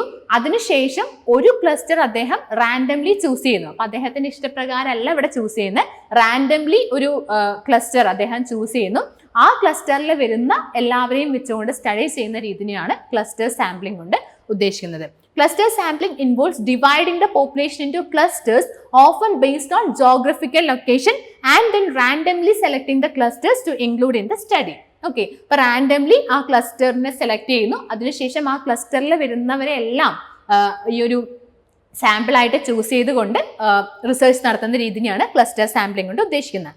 all members of the chosen clusters are included in the sample. അപ്പോൾ ആ ക്ലസ്റ്ററിൽ വരുന്ന എല്ലാവരും ആ ഒരു സാമ്പിളിൽ ഉൾപ്പെടുന്നുണ്ട് എന്നുള്ളതാണ്. അപ്പോൾ അതാണ് ക്ലസ്റ്റർ സാമ്പിളിംഗ്. അപ്പോൾ ഇത്രയും ഈ ഒരു 4 എണ്ണമാണ് പ്രോബബിലിറ്റി സാമ്പിളിംഗിൽ വരുന്നത്. First one simple random sampling, systematic sampling, stratified sampling and final one is cluster sampling. അപ്പോൾ ഇത്രയാണ് പ്രോബബിലിറ്റി സാമ്പിളിംഗിൽ വരുന്നത്. അപ്പോൾ next one non probability sampling ആണ്. അപ്പോൾ അതിന് മുമ്പ് തന്നെ നമുക്ക് ഈ പറഞ്ഞ 4 എണ്ണത്തിനെയും ഒരു പിക്ചർ റെപ്രസെൻറ്റേഷൻ ആണ് ഇവിടെ തരുന്നത്. അപ്പോൾ സിമ്പിൾ റാൻഡം സാമ്പിളിംഗ് എന്ന് പറയുമ്പോൾ നമ്മൾ പറഞ്ഞു റാൻഡംലി ചൂസ് ചെയ്യാണ്. അപ്പോൾ നമുക്കറിയാം ഫസ്റ്റ് പിക്ചറിൽ ഇവിടെ കാണാനായിട്ട് സാധിക്കും. ഇവിടെ ഒരു കണ്ടീഷനും ഇല്ലാതെ തന്നെ റാൻഡംലി ചൂസ് ചെയ്തിരിക്കുകയാണ് സിമ്പിൾ റാൻഡം സാമ്പിളിംഗിൽ ചെയ്യുന്നത്. സിസ്റ്റമാറ്റിക് സാമ്പിളിംഗ് എന്ന് പറയുമ്പോൾ റാൻഡംലി, അതായത് സ്റ്റാർട്ടിംഗ് പോയിന്റ് റാൻഡം ആയിട്ട് അദ്ദേഹം ചൂസ് ചെയ്യുന്നു. അപ്പോൾ രണ്ടാമത്തെ ആൾ വെച്ചിട്ടാണ് തുടങ്ങിയിരിക്കുന്നത്. അത് കഴിഞ്ഞിട്ട് 1, 2, 3. അപ്പോൾ ആ 2ന് ശേഷം മൂന്നാമത്തെ ആളെ. അപ്പോൾ ഇവിടെ 3 ആയിരിക്കും കെ ആയിട്ട് വരുന്നത്. ഓക്കെ, കെ ആയിട്ട് 3 ആയിരിക്കും വരുന്നത്. അപ്പോൾ രണ്ടാമത്തെ ആളെ സെലക്ട് ചെയ്തു, 5ാമത്തെ ആളെ സെലക്ട് ചെയ്തു, 8ാമത്തെ ആളെ സെലക്ട് ചെയ്തു, 11ാമത്തെ ആളെ സെലക്ട് ചെയ്തു, അതിനുശേഷം 14ാമത്തെ ആളെ സെലക്ട് ചെയ്തു. അപ്പോൾ ആ ഒരു 3 ഡിഫറൻസ് വരുന്ന രീതിയിൽ സെലക്ട് ചെയ്യുന്നത് ഇതിനെയാണ് സിസ്റ്റമാറ്റിക് സാമ്പിളിംഗ് കൊണ്ട് ഉദ്ദേശിക്കുന്നത്.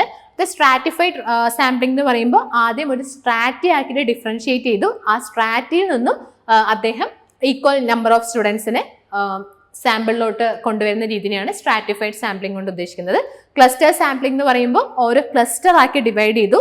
അതിൽ എൻറ്റയർ ക്ലസ്റ്റർ എടുത്തുകൊണ്ട് കണ്ടോ, ഇവിടെ 2ാമത്തെ ക്ലസ്റ്ററും അതുപോലെ 4ാമത്തെ ക്ലസ്റ്ററും ആണ് ഇവിടെ ചൂസ് ചെയ്ത്. അപ്പോൾ ആ ക്ലസ്റ്ററിൽ വരുന്ന എല്ലാവരെയും അദ്ദേഹം സാമ്പിളായിട്ട് കണക്കാക്കിയിട്ടുണ്ട്. അപ്പോൾ ഇതാണ് പ്രോബബിലിറ്റി സാമ്പിളിംഗ് മെത്തേഡ്.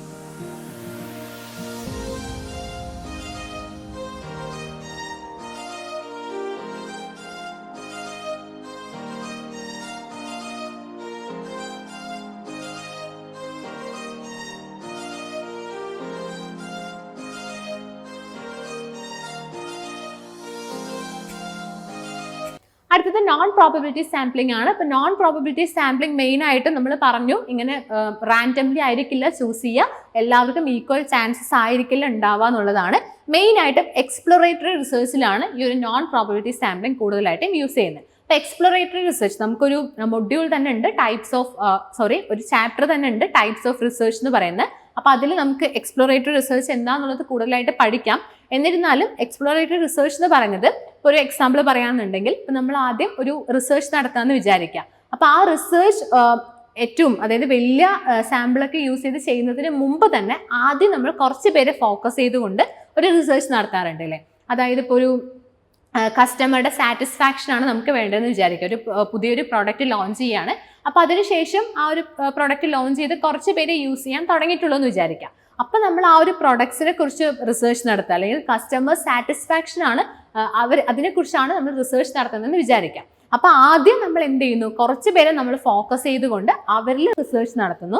അപ്പൊ അതിനുശേഷം അവരുടെ ഫീഡ്ബാക്കും എല്ലാം കിട്ടിയതിന് ശേഷം കുറച്ചുകൂടെ ആ പ്രൊഡക്ട്സിൽ ഒന്ന് മോഡിഫിക്കേഷൻ വരുത്തി കുറച്ചുകൂടെ അവർ നല്ല ടൂൾസ് ഒക്കെ ഉണ്ടാക്കി നല്ല ക്വസ്റ്റ്യൻസ് ഒക്കെ ഉണ്ടാക്കിക്കൊണ്ട് പിന്നെ ഒരു വലിയൊരു റിസർച്ച് സർവേ മെത്തേഡോ അല്ലെങ്കിൽ എക്സ്പെരിമെന്റൽ മെത്തേഡ്സ് ഒക്കെ യൂസ് ചെയ്തുകൊണ്ട് നടത്തുന്ന വലിയൊരു റിസർച്ചിനെയാണ് പിന്നീടാണ് ആ ഒരു റിസർച്ച് നടത്താം. അപ്പൊ ആദ്യം നടത്തുന്ന ആ കുറച്ച് പേരെ വെച്ച് നടത്തുന്ന റിസർച്ചിനെയാണ് എക്സ്പ്ലോറേറ്ററി റിസർച്ച് കൊണ്ട് ഉദ്ദേശിക്കുന്നത്. അപ്പൊ ആദ്യം നമ്മൾ കുറച്ച് പേരെ വെച്ച് ആ ഒരു റിസർച്ച് നടത്തുന്നു എന്ന് പറയുമ്പോൾ നമ്മുടെ ഇഷ്ടത്തിനായിരിക്കും നമ്മൾ എന്ത് ചെയ്യാം, സാമ്പിൾ സെലക്ട് ചെയ്യുക എന്നുള്ളതാണ്. അപ്പൊ അതാണ് നോൺ പ്രോബബിലിറ്റി സാമ്പിളിങ്ങിന് ഏറ്റവും മാച്ച് ആയിട്ടുള്ള ഒരു എക്സാമ്പിൾ എന്ന് പറയുന്നത്. അപ്പൊ in non probability sampling not every individual has a known or equal chance of being selected.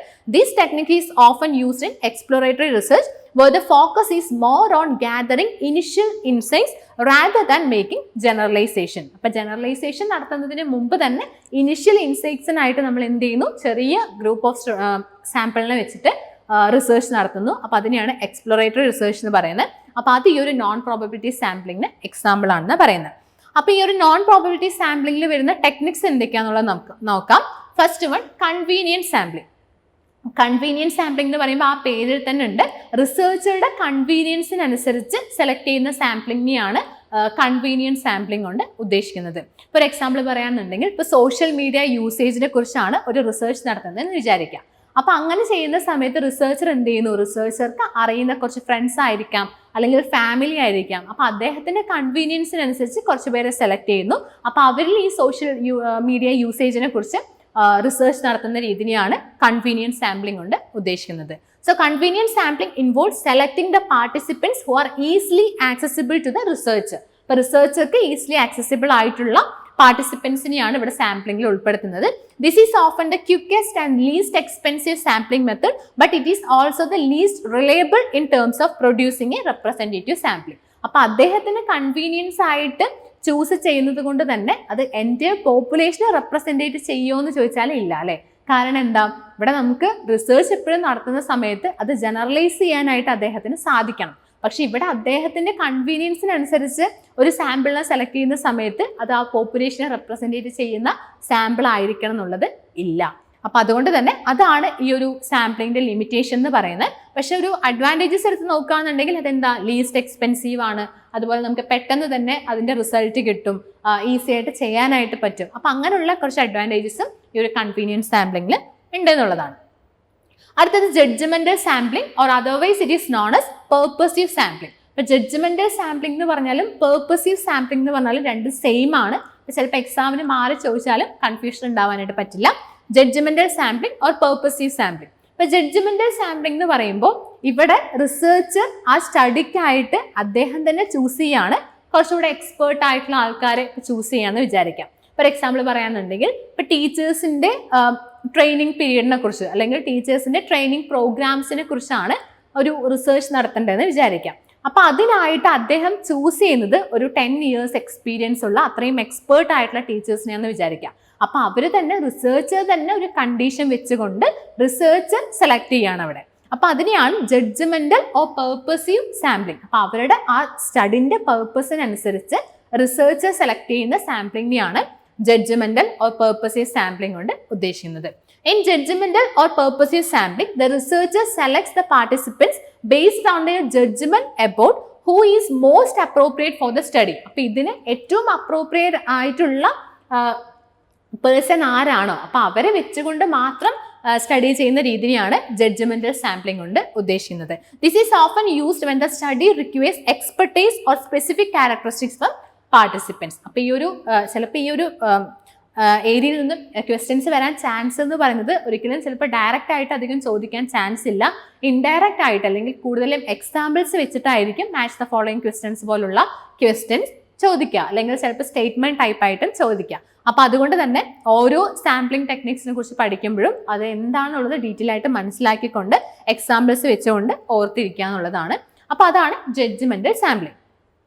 Next one is snowball sampling. Snowball sampling എന്നുള്ളതാണ്. അപ്പോൾ സ്നോബോൾ സാമ്പിളിംഗ് എന്ന് പറയുമ്പോൾ നമുക്കറിയാം ഒരു സ്നോബോൾ എങ്ങനെയാണ്. അപ്പം ആദ്യം ആ ഒരു സ്നോബോൾ ചെറുതായിരിക്കും, പിന്നെ അത് മൂവ് ചെയ്യുന്നതിനനുസരിച്ച് അത് വലുതായി വലുതായി വലുതായി വരും അല്ലേ. അപ്പം ലാസ്റ്റ് ഒരു സ്നോബോൾ ഇപ്പോൾ വരുന്ന സമയത്ത് ലാസ്റ്റ് അത് എത്തുന്ന സമയത്ത് അത് എന്തായിരിക്കും, വലിയൊരു സ്നോബോൾ ആയിട്ട് മാറുന്നുള്ളതാണ്. അപ്പോൾ അത് തന്നെയാണ് ഇവിടെയും നമുക്ക് ശ്രദ്ധിക്കാനുള്ളത്. സ്നോബോൾ സാമ്പിളിംഗ് എന്ന് പറയുമ്പോൾ ഒരു എക്സാമ്പിൾ പറയുകയാണെന്നുണ്ടെങ്കിൽ ഏറ്റവും അപ്രോപ്രിയേറ്റ് ആയിട്ടുള്ള ഒരു എക്സാമ്പിൾ പറയുകയാണെന്നുണ്ടെങ്കിൽ ഒരു ഡ്രഗ് അബ്യൂസ് അല്ലെങ്കിൽ ഒരു ഡ്രഗ് അഡിക്ട്സിനെ കുറിച്ചാണ് നമുക്കൊരു സ്റ്റഡി നടത്തേണ്ടതെന്ന് പറയാം. അപ്പം ഈ ഒരു റിസർച്ചർക്ക് ആരൊക്കെയാണ് ഡ്രഗ് അഡിക്ട്സ് ഉള്ളത് കണ്ടെത്താനായിട്ട് അത്ര എളുപ്പമുള്ള കാര്യമല്ല. അപ്പം അതുകൊണ്ട് തന്നെ ആദ്യം റിസർച്ചർ എന്ത് ചെയ്യുന്നു, റിസർച്ചർക്ക് അറിയുന്ന കുറച്ച് ഡ്രഗ് അഡിക്ട്സിനെ സെലക്ട് ചെയ്യുന്നു. അവർ വഴി ഇപ്പം നമുക്കറിയാം, ഇപ്പോൾ ഒരു ഡ്രഗ് അഡിക്ട്സിനെ കണ്ടാൽ അവർക്ക് എന്തറിയാം, അവരുടെ ഫ്രണ്ട്സും ചിലപ്പോൾ ഡ്രഗ് അഡിക്ട്സ് ആയിരിക്കും, അല്ലെങ്കിൽ അവർക്ക് ഈ റിസർച്ചറിനെക്കാട്ടിലും അവർക്ക് അറിവുണ്ടാവും ആരൊക്കെയാണ് ഡ്രഗ് അഡിക്ട്സ് എന്നുള്ളത്. അപ്പം അതുകൊണ്ട് തന്നെ ആദ്യം റിസർച്ചർ കുറച്ച് പേരിനെ സെലക്ട് ചെയ്യുന്നു. അപ്പം അവർ വഴി മറ്റുള്ളവരെ സെലക്ട് ചെയ്തുകൊണ്ട് ആ സാമ്പിൾ വലുതാവുന്ന ആ ഒരു രീതിയാണ് സ്നോബോൾ സാമ്പിളിംഗ് കൊണ്ട് ഉദ്ദേശിക്കുന്നത്. അപ്പോൾ snowball sampling is used when the population is difficult to reach or identify.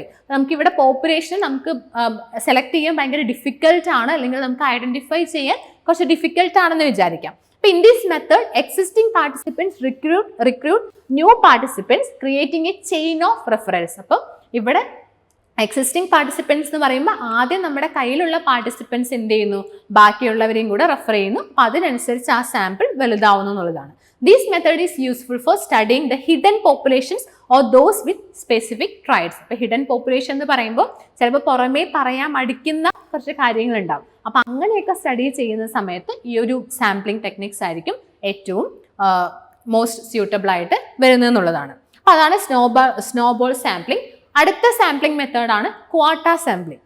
Quota sampling എന്ന് പറയുമ്പോൾ നമ്മുടെ സ്ട്രാറ്റിഫൈഡ് സാമ്പിളിംഗ് പോലെ തന്നെയാണ്. അതായത് ആ ഒരു എൻറ്റയർ പോപ്പുലേഷനെ ഓരോ ഗ്രൂപ്പായിട്ട് നമ്മൾ ആദ്യം തിരിക്കുന്നു. അപ്പോൾ സ്ട്രാറ്റിഫൈഡ് സാമ്പിളിംഗിൽ എന്തായിരുന്നു, ആ ഓരോ ഗ്രൂപ്പിൽ നിന്നും നമ്മൾ റാൻഡം ആയിട്ട് ചൂസ് ചെയ്യുന്നു എന്നുള്ളതാണ്. പക്ഷെ ഇവിടെ ക്വാട്ട സാമ്പിളിംഗ് എന്ന് പറയുമ്പോൾ ഓരോ ഗ്രൂപ്പായി തിരിക്കുന്നു.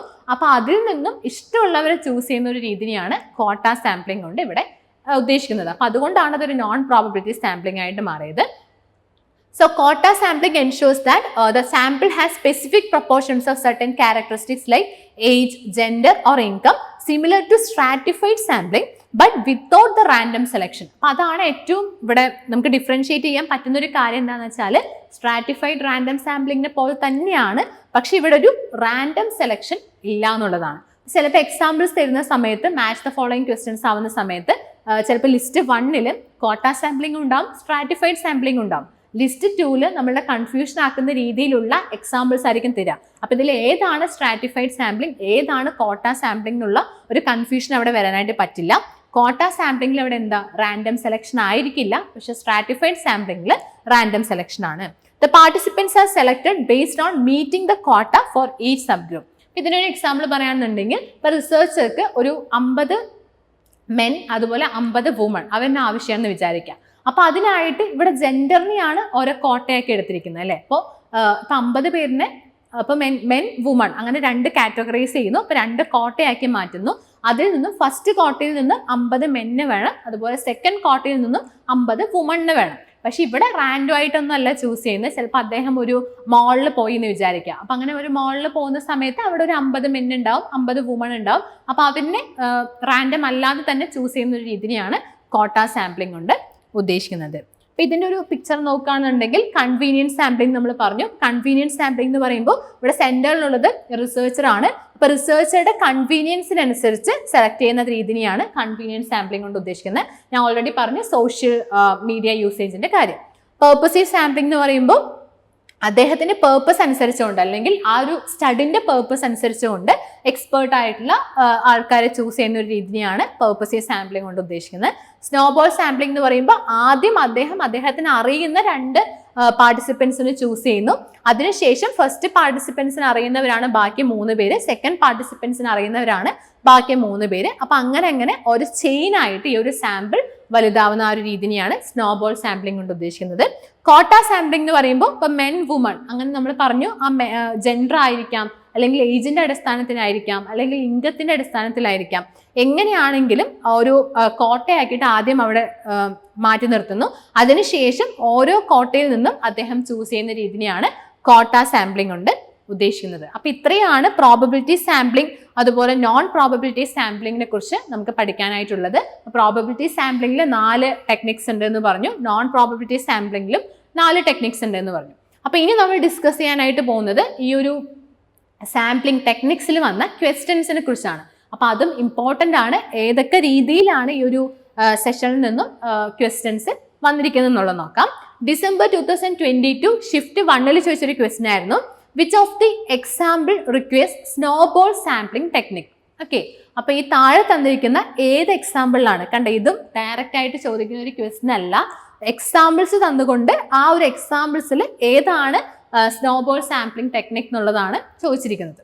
അപ്പൊ സ്നോബോൾ സാമ്പിളിംഗ് ടെക്നിക് എന്ന് പറയുമ്പോൾ തന്നെ നമുക്ക് ആദ്യം ഓർമ്മ വരണം, ആദ്യം കുറച്ച് പേര് സെലക്ട് ചെയ്തുകൊണ്ട് പിന്നെ അവര് വഴി സെലക്ട് ചെയ്യുന്നതാണ്. അപ്പൊ അതുകൊണ്ട് തന്നെ ഒരു ഹിഡൻ പോപ്പുലേഷൻ ആവുന്ന സമയത്താണ്, അല്ലെങ്കിൽ നമുക്ക് ചൂസ് ചെയ്യാൻ ബുദ്ധിമുട്ടാവുന്ന സമയത്ത്, അല്ലെങ്കിൽ അവര് തന്നെ ഇവിടെ റിസർച്ചർക്ക് കുറച്ച് ഫൈൻഡ് ചെയ്യാൻ ബുദ്ധിമുട്ടുള്ള സമയത്താണ് ഈ ഒരു സ്നോബോൾ സാമ്പിളിംഗ് മെത്തേഡ് യൂസ് ചെയ്യാന്നുള്ളതാണ്. അപ്പൊ നമുക്ക് നോക്കാം. Option A students with hearing impairment, option B non heterosexual persons, option C untrained school teachers and option D first generation learners.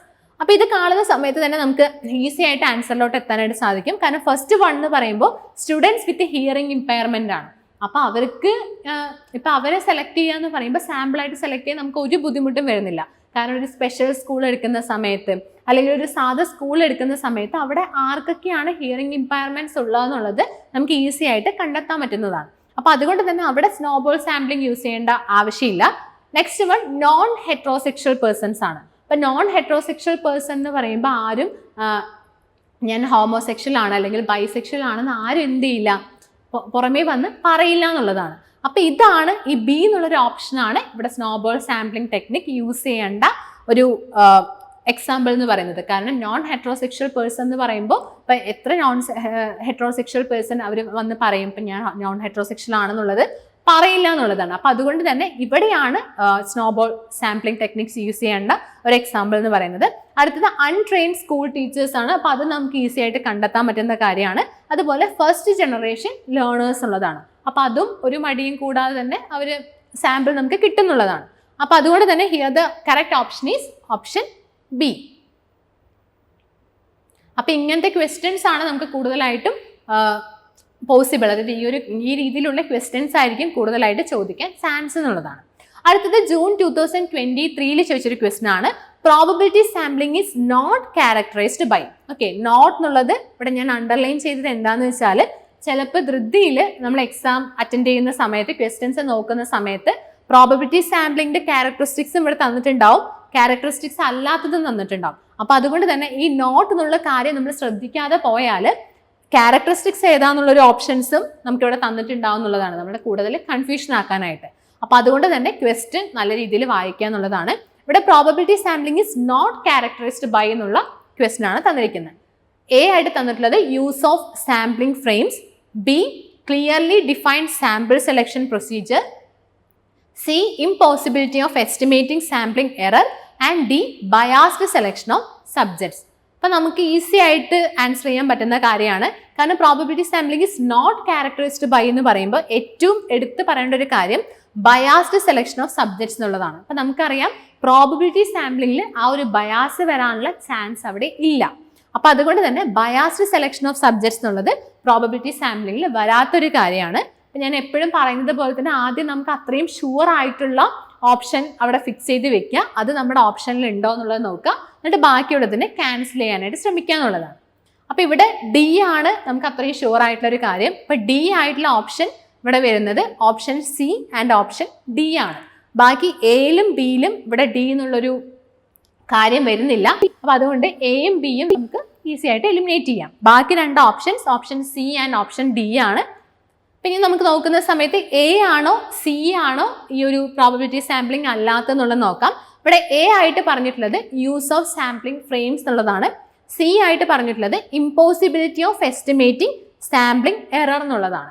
അപ്പൊ നമുക്കറിയാം സാമ്പിളിംഗ് എറർ എന്ന് പറയുമ്പോൾ പോപ്പുലേഷനും നമ്മൾ ചൂസ് ചെയ്ത സാമ്പിളുമായിട്ട് ഡിഫറൻസ് വരുന്ന സമയത്താണ് സാമ്പിളിംഗ് എറർ എന്ന് പറയുന്നത്. അതായത് നമ്മൾ ആദ്യം നമ്മുടെ എൻ്റയർ പോപ്പുലേഷൻ ഉണ്ട്, അതുപോലെ നമ്മുടെ സാമ്പിൾ ഉണ്ട്. അപ്പം നമ്മൾ എടുത്ത സാമ്പിളിൽ നിന്നും നമ്മുടെ എൻ്റയർ പോപ്പുലേഷൻ അത്രയും ഡിഫറെൻ്റ് ആണ്, നമുക്ക് കിട്ടിയ കാര്യം, നമ്മുടെ കിട്ടിയ റിസൾട്ട് അത്രയും ഡിഫറെൻ്റ് ആണ്, നമുക്ക് ജനറലൈസ് ചെയ്യാൻ പറ്റുന്നില്ല എന്നുണ്ടെങ്കിൽ അവിടെ വരുന്ന എററിനെയാണ് സാമ്പിളിംഗ് എറർ കൊണ്ട് ഉദ്ദേശിക്കുന്നത്. അപ്പോൾ ഇവിടെ സി ആയിട്ട് പറഞ്ഞിട്ടുള്ളത് impossibility of estimating sampling error എന്നുള്ളതാണ്. അപ്പോൾ ഏതൊരു പ്രോബബിലിറ്റി സാമ്പിളിംഗ് ആയിക്കോട്ടെ അല്ലെങ്കിൽ നോൺ പ്രോബബിലിറ്റി സാമ്പിളിംഗ് ആയിക്കോട്ടെ അവിടെ ചെറിയൊരു സാമ്പിളിംഗ് എറർ എന്തായാലും ഉണ്ടാവുന്നുള്ളതാണ്.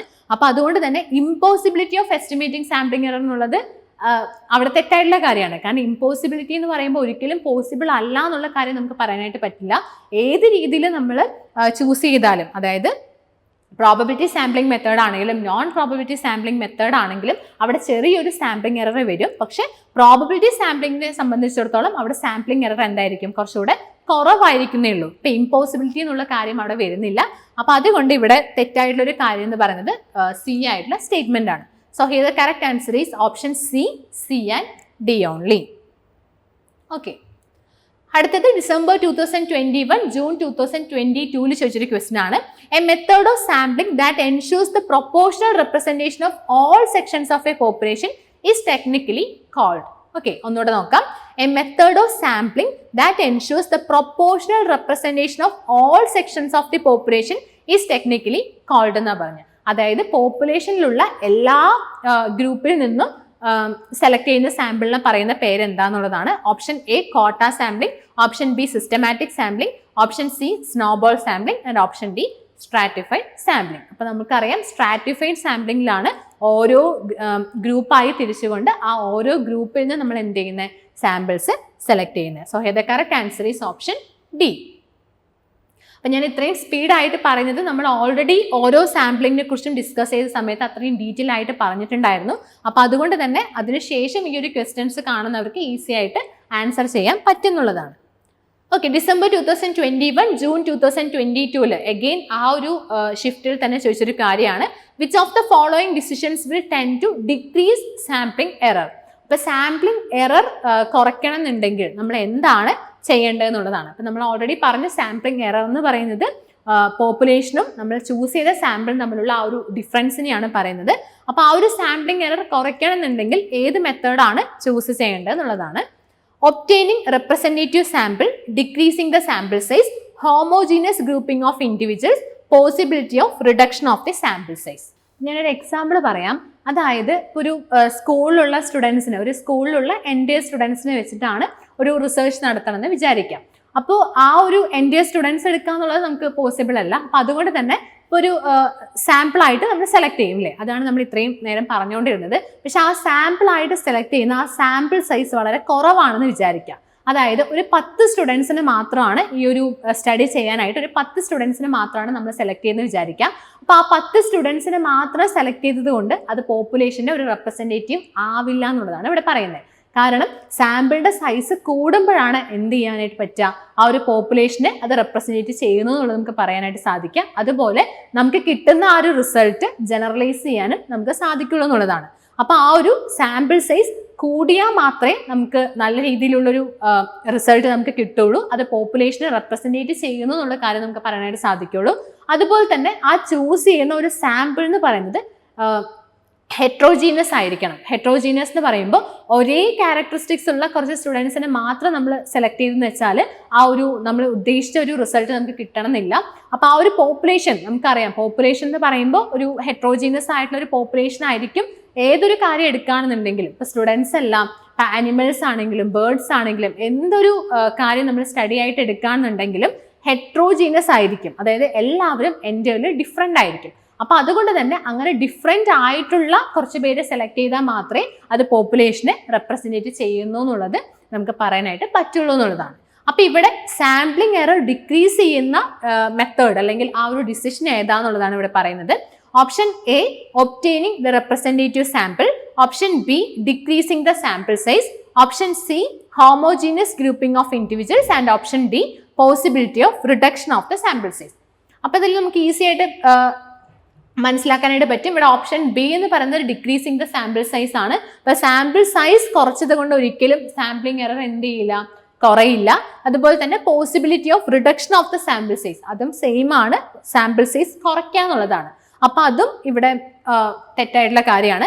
ബാക്കി രണ്ട് കാര്യം എന്താ, ഒബ്റ്റെയിനിങ് ദ റെപ്രസെൻറ്റേറ്റീവ് സാമ്പിൾ, അതുപോലെ തന്നെ ഹോമോജീനിയസ് ഗ്രൂപ്പിംഗ് ഓഫ് ഇൻഡിവിജ്വൽസ്. അപ്പോൾ ഹോമോജീനിയസ് ഗ്രൂപ്പിംഗ് ഓഫ് ഇൻഡിവിജ്വൽസ് എന്ന് പറയുമ്പോൾ ഒരേപോലുള്ള പേഴ്സൺ അല്ലെങ്കിൽ ഒരേപോലെയുള്ള പീപ്പിളിനെ നമ്മൾ ഈ ഒരു സാമ്പിളിൽ കൊണ്ടുവരണം എന്നുള്ളതാണ് പറയുന്നത്. അപ്പോൾ അതും നമുക്ക് സാമ്പിളിംഗ് എറർ കുറയാനായിട്ട് സാധിക്കില്ല എന്നുള്ളതാണ്. അപ്പോൾ ഇവിടെ ആകെയുള്ള ഒരു ഓപ്ഷൻ എന്ന് പറയുന്നത് ഒബ്റ്റെയിനിങ് ദ റെപ്രസെൻറ്റേറ്റീവ് സാമ്പിൾ എന്നുള്ളതാണ്. അതായത് പോപ്പുലേഷനെ റെപ്രസെൻറ്റേറ്റ് ചെയ്യാൻ പറ്റുന്ന ഒരു സാമ്പിൾ ചൂസ് ചെയ്യുക എന്നുള്ളതാണ്. So here the correct option is option A. അടുത്തത് ജൂൺ 2022 ചോദിച്ചൊരു ക്വസ്റ്റ്യൻ ആണ്. Which of the following techniques is not covered under non probability sampling. അപ്പൊ നോൺ പ്രോബബിലിറ്റി സാമ്പിളിംഗിൽ വരാത്ത ടെക്നിക് എന്താണെന്നുള്ളതാണ് ചോദിച്ചിരിക്കുന്നത്. ഈസി ക്വസ്റ്റ്യൻ ആണ്. Option A stratified random sampling technique, option B purposive sampling technique, option C incidental sampling techniques and option D quota sampling technique. അപ്പൊ non probability sampling technique അല്ലാത്തത് ഏതെന്ന് ചോദിച്ചാൽ stratified random sampling technique ആണ്. അത്രയും easy ആയിട്ടുള്ളൊരു question ആയിരുന്നു. So correct answer ആയിട്ട് വരുന്നത് ഓപ്ഷൻ എ ആണ്. അടുത്തത് ഡിസംബർ 2023 റീസെന്റ് ആയിട്ട് ചോദിച്ചൊരു ക്വസ്റ്റ്യൻ ആണ്. ലിസ്റ്റ് 1 ആൻഡ് ലിസ്റ്റ് 2 ഉണ്ട്. ലിസ്റ്റ് 1 നമ്മുടെ പ്രോബബിലിറ്റി സാമ്പിളിംഗ് ടെക്നിക്സും അതുപോലെ പ്രോബബിലിറ്റിയായിട്ട് ബന്ധപ്പെട്ട സാമ്പിളിംഗുമായിട്ട് ബന്ധപ്പെട്ട കുറച്ച് കാര്യങ്ങൾ തന്നിട്ടുണ്ട്. ലിസ്റ്റ് 2 കുറച്ച് കാര്യങ്ങൾ തന്നിട്ടുണ്ട്. അപ്പോൾ നമുക്ക് നോക്കാം. List 1 first one stratified random sampling, purposive sampling, A representative proportion of the population, difference between the estimate of parameter and statistics എന്നാണ് പറഞ്ഞത്.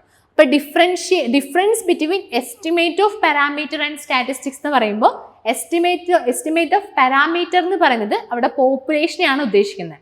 ഓക്കെ, പാരാമീറ്റർ എന്ന് പറയുന്നത് പോപ്പുലേഷനെ ഉദ്ദേശിക്കുന്നത്, അതുപോലെ സ്റ്റാറ്റിസ്റ്റിക്സ് എന്നുള്ളത് സാമ്പിളിനെയാണ് ഉദ്ദേശിക്കുന്നത്. അപ്പോൾ difference between the estimate of parameter and statistics എന്ന് പറയുമ്പോൾ പോപ്പുലേഷനിലുള്ള റിസൾട്ടും സാമ്പിളിലുള്ള റിസൾട്ടും തമ്മിലുള്ള ഡിഫറൻസ് എന്താണെന്നുള്ളതാണ് ഇവിടെ പറഞ്ഞിരിക്കുന്നത്. നമ്മൾ ഇപ്പോൾ ഡിസ്കസ് ചെയ്ത കാര്യമാണ്, അത് എന്താണെന്നുള്ളത് നിങ്ങൾക്ക് അറിയാം. ഇനി ഇതുമായിട്ട് ലിസ്റ്റ് 2 കാര്യങ്ങളുമായിട്ട് മാച്ച് ചെയ്യാനാണ് ഇവിടുത്തെ ക്വസ്റ്റ്യൻ ആയിട്ട് പറഞ്ഞിരിക്കുന്നത്. ഒന്നാമത്തെ എറർ ഇൻ സാമ്പിളിംഗ്, രണ്ടാമത്തെ സാമ്പിൾ, മൂന്നാമത്തെ നോൺ പ്രോബബിലിറ്റി സാമ്പിളിംഗ് ആൻഡ് നാലാമത്തെ പ്രോബബിലിറ്റി സാമ്പിളിംഗ്. അപ്പോൾ ഈസി ക്വസ്റ്റ്യൻ ആണ്, നമുക്ക് ഈസി ആയിട്ട് ആൻസർ ചെയ്യാൻ പറ്റിയ ക്വസ്റ്റ്യൻ ആണ്. ആദ്യം സ്ട്രാറ്റിഫൈഡ് റാൻഡം സാമ്പിളിംഗ് എന്ന് പറയുന്നത് നമുക്കറിയാം. സ്ട്രാറ്റിഫൈഡ് റാൻഡം സാമ്പിളിംഗ് എന്താ, പ്രോബബിലിറ്റി സാമ്പിളിംഗ് ടെക്നിക്കാണ്. So A is related to 4 എന്നുള്ളത് നമുക്ക് പറയാനായിട്ട് പറ്റും. A is related to 4. അപ്പോൾ ബാക്കി നമ്മൾ ഓപ്ഷൻസ് നോക്കുന്ന സമയത്ത് എ ഈസ് റിലേറ്റഡ് ടു 4 എന്ന് പറയുന്ന ആകെ ഒറ്റ ഓപ്ഷൻ മാത്രമേ ഉള്ളൂ. അപ്പോൾ നമുക്ക് ഈസി ആയിട്ട് ആ ഓപ്ഷൻ ആണെന്നുള്ളത് ചൂസ് ചെയ്യാനായിട്ട് സാധിക്കും. ബാക്കിയുള്ള കാര്യം നമുക്ക് ജസ്റ്റ് നോക്കാം. പർപ്പസീവ് സാമ്പിളിംഗ് എന്നുള്ളത് നോൺ പ്രോബബിലിറ്റി സാമ്പിളിംഗ് ആണ്, നമുക്ക് അറിയുന്ന കാര്യമാണ്. അതുപോലെ റെപ്രസെൻറ്റേറ്റീവ് പ്രൊപ്പോർഷൻ ഓഫ് ദ പോപ്പുലേഷനെ റെപ്രസെൻറ്റേറ്റ് ചെയ്യുന്ന കാര്യം എന്ന് പറയുന്നത് സാമ്പിൾ ആണ്, അത് നമുക്കറിയാം. So C is related to 2. And final one is difference between estimate of parameter and statistics. അത് നമ്മളിപ്പോൾ പറഞ്ഞ കാര്യമാണ്. പോപ്പുലേഷനും സാമ്പിളും തമ്മിലുള്ള ഡിഫറൻസ് എന്ന് പറയുന്നത് എറർ ഇൻ സാമ്പിളിംഗ് ആണ്. So D is related to 1. So here the correct answer is option A. Okay, അടുത്തത് June 2023 ചോദിച്ചൊരു ക്വസ്റ്റ്യൻ ആയിരുന്നു. അതും മാച്ച് ദ ഫോളോയിങ് ക്വസ്റ്റ്യൻ തന്നെയാണ്. നമുക്കിവിടെ ലിസ്റ്റ് 1 കുറച്ച് ടൈപ്സ് ഓഫ് അല്ലെങ്കിൽ ടെക്നിക്സ് ഓഫ് സാമ്പിളിംഗ് തന്നിട്ടുണ്ട്. ലിസ്റ്റ് 2 അതിൻ്റെ എക്സ്പ്ലനേഷൻ തന്നിട്ടുണ്ട്. അപ്പോൾ അത് മാച്ച് ചെയ്യാനാണ് ഇവിടുത്തെ question. Quota sampling, snowball sampling, cluster sampling and systematic sampling, അതാണ് ലിസ്റ്റ് 1 തന്നിട്ടുള്ളത്. അപ്പോൾ അതിൻ്റെ പ്രോപ്പർ എക്സ്പ്ലനേഷൻ എന്താണെന്നുള്ളത് നമുക്ക് ലിസ്റ്റ് 2 നിന്ന് മാച്ച് ചെയ്യേണ്ടതായിട്ടുണ്ട്. അപ്പോൾ നമുക്ക് നോക്കാം. First one, it is used when population is dispersed across a wide geographical region. അതായത് ഇവിടെ പോപ്പുലേഷൻ ഭയങ്കര സ്പ്രെഡ് ചെയ്ത് നമുക്ക് കുറച്ച് ഡിഫിക്കൽട്ട് ആണ് പോപ്പുലേഷനെ ചൂസ് ചെയ്യാൻ. കാരണം ഇവിടെ പോപ്പുലേഷൻ കുറച്ച് വൈഡ് ആണെന്ന് വിചാരിക്കാം. അപ്പൊ ഏത് സാമ്പിളിംഗ് ആണ് നമുക്ക് ചൂസ് ചെയ്യേണ്ടതെന്നുള്ളതുണ്ട്. രണ്ടാമതായിട്ട് പറഞ്ഞിട്ടുള്ളത് it is also called the nth name selection technique. അപ്പൊ ഈ ഒരു nth നെയിം സെലക്ഷൻ ടെക്നിക് നമ്മൾ അവിടെ പറഞ്ഞത് സ്ലൈഡിൽ കൊടുത്തത് kth നെയിം സെലക്ഷൻ എന്നുള്ളതായിരുന്നു. അപ്പൊ നമുക്ക് ഈസി ആയിട്ട് ഇത് ആൻസറിലോട്ട് എത്താൻ സാധിച്ചിട്ടുണ്ടാവും. കാരണം ഇവിടെ nth നെയിം സെലക്ഷൻ എന്നുള്ളത് സിസ്റ്റമാറ്റിക് സാമ്പിളിംഗ് ടെക്നിക് ആണ്. സോ സിസ്റ്റമാറ്റിക് സാമ്പിളിംഗ് എന്ന് പറയുന്നത് D ആണ്. So D is related to 2. അപ്പൊ D ഈസ് റിലേറ്റഡ് ടു 2 എന്ന് പറയുന്ന ഓപ്ഷൻ നമുക്ക് ഇതിൽ ഏതൊക്കെയാണെന്ന് നോക്കാം. ഇവിടെ A, B and D is related to 2 എന്നുള്ളൊരു കാര്യം പറയുന്നത്. അപ്പൊ ഇവിടെ C മാത്രമേ നമുക്ക് ഇവിടെ എലിമിനേറ്റ് ചെയ്യാനായിട്ട് സാധിക്കുള്ളൂ എന്നുള്ളതാണ്. അടുത്ത നോക്കാം. It is used when decide sample characteristics is rare. Okay, നമ്മുടെ സാമ്പിൾ ക്യാരക്ടറിസ്റ്റിക്സ് ഭയങ്കര റെയർ ആണെന്ന് വിചാരിക്കാം. അപ്പൊ റെയർ ആണെന്ന് വെച്ചാൽ നമ്മൾ ഏത് സാമ്പിളിംഗ് ടെക്നിക്സ് ആണ് യൂസ് ചെയ്യേണ്ടതെന്നുള്ളതാണ്. നമുക്കറിയാം റെയർ ആണെന്നുണ്ടെങ്കിൽ റിസർച്ചറിനെ കൊണ്ട് അവിടെ സാമ്പിൾ സെലക്ട് ചെയ്യാൻ കുറച്ച് പാടാണെന്നുണ്ടെങ്കിൽ ഏത് മെത്തേഡാണ് യൂസ് ചെയ്യേണ്ടത്? സ്നോബോൾ സാമ്പിളിംഗ് ടെക്നിക്കാണ്. So B is related to 3 എന്നുള്ളതാണ്. നമുക്ക് നോക്കാം. B ഈസ് റിലേറ്റഡ് ടു 3 എന്ന് പറയുന്ന ആകെ ഒരു ഓപ്ഷൻ മാത്രമേ ഉള്ളൂ. That is option D. D is related to 2 and B is related to 3 എന്ന് പറയുന്ന ആകെ ഒരു ഓപ്ഷൻ മാത്രമേ ഉള്ളൂ. ഓപ്ഷൻ D ആണ്. അപ്പൊ ബാക്കിയുള്ള കാര്യം നമുക്ക് ചെക്ക് ചെയ്താൽ മതി. A is related to 4 and C is related to 1. അപ്പൊ നമുക്ക് നോക്കാം. A ഈസ് റിലേറ്റഡ് ടു 4 എന്ന് പറയുമ്പോൾ കോട്ട സാമ്പിളിംഗ് എന്ന് പറയുന്നത് എന്താ? It is the non probability equivalent of stratified sampling. ശരിയല്ലേ?